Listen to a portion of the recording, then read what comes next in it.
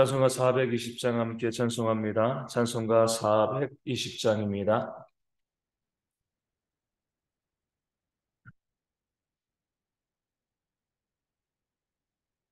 찬송가 420장 함께 찬송하겠습니다. 너 성결케 위해 늘 기도하며 너 주 안에 있어 늘 성경 보고 온 형제들 함께 늘 사귀면서 일하기 전마다 너 기도하라.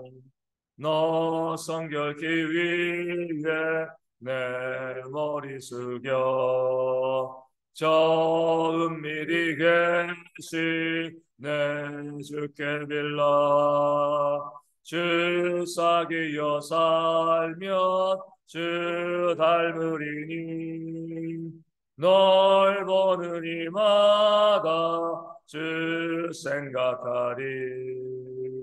너 성결케 위해 주 따라가고 일 다급하여도 당황치 말고 참 즐거울 때나 또 슬플 때나 너 주님만 믿고 늘 따라가라. 너 성결케 위해 늘 기도하며 내 소원을 주께 다 맡기어라. 너 성령을 받아 주 섬겨 살며 저 천국에 가서 더 잘 섬기리. 아멘. 사도신경으로 우리의 신앙을 함께 고백합니다. 나는 전능하신 아버지 하나님 천지의 창조주를 믿습니다. 나는 그의 유일하신 아들 우리 주 예수 그리스도를 믿습니다. 그는 성령으로 잉태되어 동정녀 마리아에게서 나시고 본디오 빌라도에게 고난을 받아 십자가에 못 박혀 죽으시고 장사된 지 사흘 만에 죽은 자 가운데서 다시 살아나셨으며 하늘에 오르시어 전능하신 아버지 하나님 우편에 앉아 계시다가 거기로부터 살아있는 자와 죽은 자를 심판하러 오십니다. 나는 성령을 믿으며 거룩한 공교회와 성도의 교제와 죄를 용서받는 것과 몸의 부활과 영생을 믿습니다. 아멘. 고린도전서 16장 17절 말씀을 함께 봅니다. 고린도전서 16장 17절 말씀입니다. 제가 말씀을 읽어드리겠습니다. 내가 스데바나와 부드나도와 아가이고가 온 것을 기뻐하노니 그들이 너희 부족한 것을 채웠음이라. 아멘. 사도 바울은 그가 에베소에 있을 때 오늘 본문에 이야기한 것처럼 우리 스데바나와 부드나도와 아가이고가 사도 바울을 찾아왔습니다.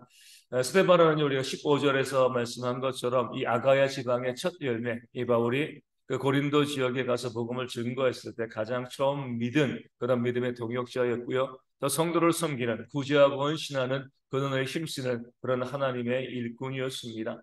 그리고 나머지 두 명은요, 성경에서 오직 여기에만 나오기 때문에 어떤 사람인지 추측은 할 수 있지만 정확하게 이들이 누구였는가 우리 알 수 없고 다만 이 고린도 교회 성도였다, 이 정도만 우리가 알게 되어집니다. 이 사도 바울은요, 이 세 사람이 에베소에 있는 사도 바울을 찾아온 것으로 너무나 기뻐했습니다.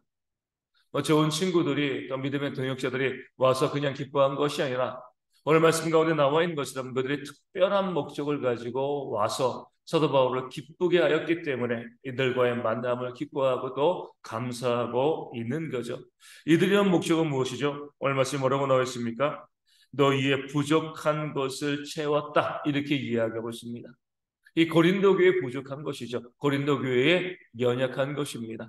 사도 바울은요, 고린도 교회가 부족한 것, 연약한 것, 문제를 가지고 늘 안타까워하고요, 늘 기도하고 그 문제가 속히 해결되어지기를 바랬습니다. 그런 가운데 이 세 사람이 와서 그런 사도 바울의 근심과 염려와 걱정을 덜어준 거죠.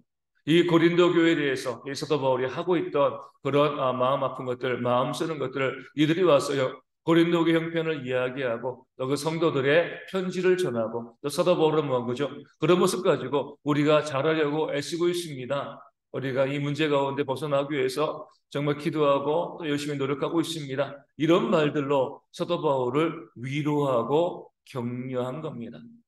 이 사도 바울은요, 이 교회를 세운 자로서 또 영적인 지도자로서 마땅히 교회를 위해서 염려하고 걱정하는 그런 모습을 가지고 있었습니다. 하지만 이 세 사람이 와가지고 이 사도 바울을 기쁘게 하고 위로한 것은요, 그 고린도 교회에 있는 성도들도 사도 바울을 위해서 기도하고 있고 또 그를 위해서 위로하고 격려하는 그런 말을 전했기 때문에 그런 모든 말들로 인해서 사도 바울도 기뻐하고요, 그 마음 가운데 하나님께 감사하는 그런 모습을 보일 수가 있었습니다.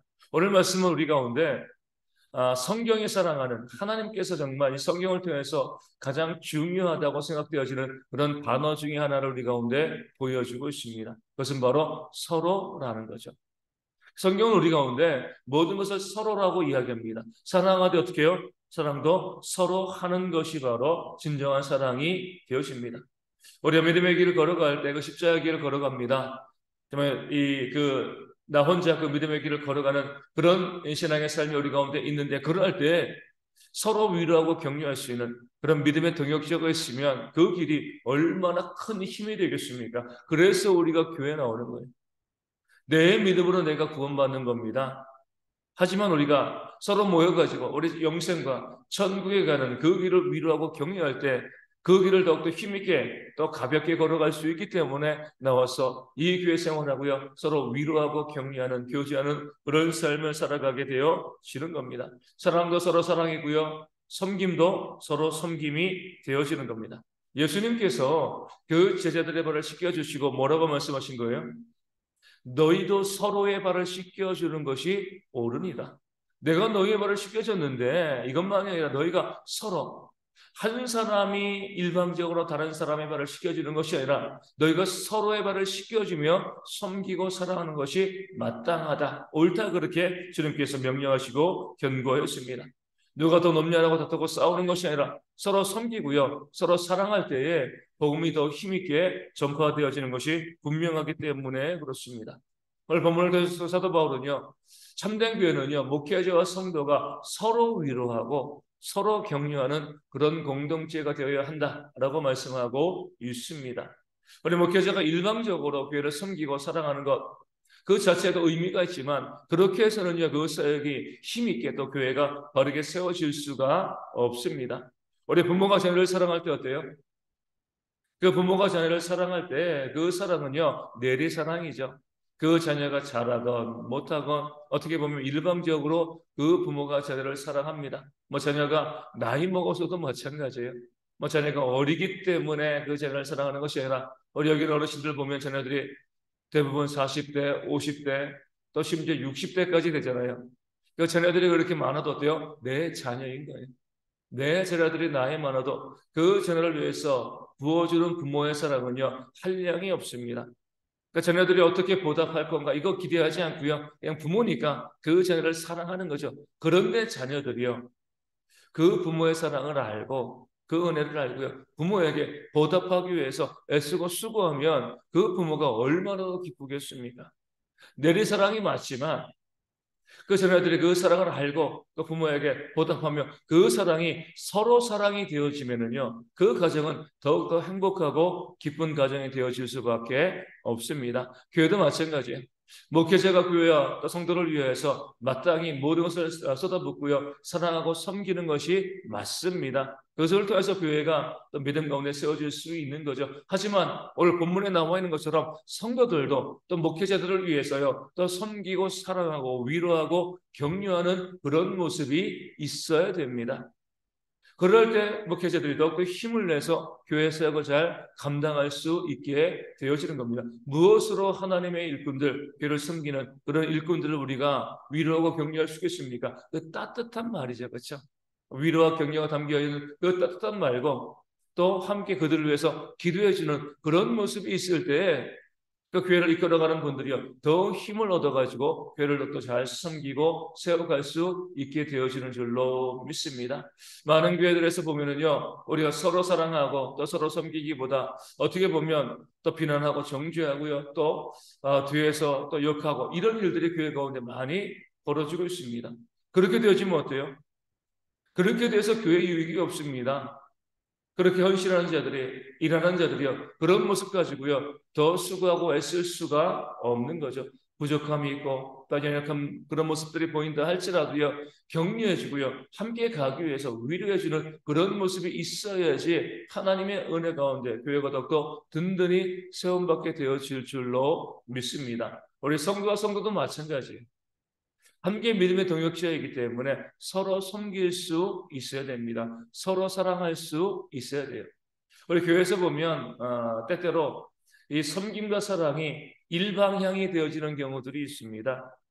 섬기는 사람과 또 섬김을 받는 사람들, 또 사랑하는 사람과 이 사랑을 받는 사람들로 그렇게 나뉘어지는 경우들이 있게 되어지는 거죠. 문제는 이렇게 되어지면 섬기는 사람들이 지치게 되어지는 거예요. 또 사랑하는 사람들이 지치게 되어지는 겁니다. 내가 늘 섬김을 받는 자, 사랑을 받는 자가 머무는 것이 아니라 내가 많은 섬김을 받았고 많은 사랑을 받았기 때문에 내가 저 성도님을 또 저 집사님을 내가 어떻게 위로하고 격려하고 섬길 수 있을까? 그런 마음 가지고요. 따뜻한 말 한마디 우리가 전해지고 위로하고 격려하는 그런 모습이 있을 때 이 교회가 더욱더 하나님의 은혜 가운데 더욱더 온전히 견고하게 세워지게 되어지는 줄로 믿습니다. 우리 하나님의 가장 사랑하시는 단어 중에 하나인 그 서로라는 단어. 일방향이 아니라 서로 위로하고 서로 격려하고요. 서로 기도해주고 서로 사랑할 수 있는 그런 모습이 이 교회 가운데 있어서 우리 대형교회가 이 마지막 시대 가운데 하나님께서 원하시는 아름다운 교회로 든든히 세워질 수 있도록 우리가 서로를 섬기고 사랑하는 그런 모습이 충만할 수 있도록 이하심과 함께 기도하도록 하겠습니다. 오늘 주일입니다.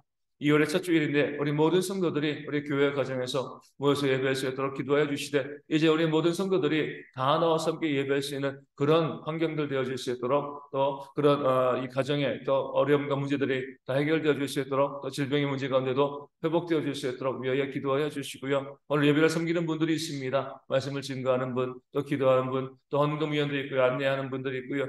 또 우리 찬양대도 있고요. 또 우리 주방에서 수고하고 봉사하시는 많은 분들도 있습니다. 주일학교 교사들도 있는데 모든 수고하는 분들 가운데 하나님 은혜가 있고 또 예배 참여하는 모든 성도들도 그 은혜를 함께 누릴 수 있는 주일 되어질 수 있도록 위하여 기도하여 주시고요. 우리 가운데 여러 가지 삶의 문제로 또 질병으로 또 경제적인 어려움으로 아파하는 성도들이 있는데 그들의 이름을 불러가며 회복되어지기를 또한 기도해 주시기를 바라겠습니다. 특별히 조석 권사님과 우리 선문자 집사님 또 구인의 집사님 주님의 방산 선문 위해서 기도하여 주시고요. 우리 몽골과 캄보디아 선교지 위해서 또 이 백음전학교 드림교회 주님교회 저희가 섬기고 있는 작은 개척교회도 온전히 예배할 수 있는 그런 주일이 되어질 수 있도록 또 우리 군인의 형제들 위하여서 또 어르신들과 어린아이들의 건강과 안전을 위하여서도 이 아침에 함께 저희가 소리 높여 기도할 수 있도록 하겠습니다. 주기도문 하시겠습니다.